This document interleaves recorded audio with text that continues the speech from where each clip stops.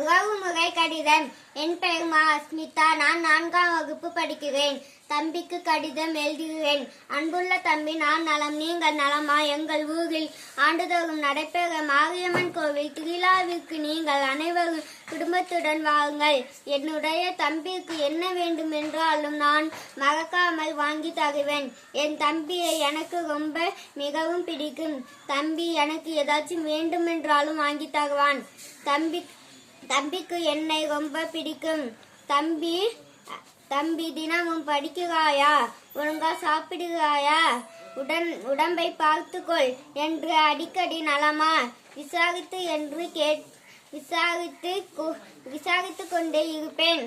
கோடை காலத்தில் ஊட்டி, கொடைக்கானல் மற்ற ஊர்களுக்கு சுற்றி பார்க்க போகிறேன்.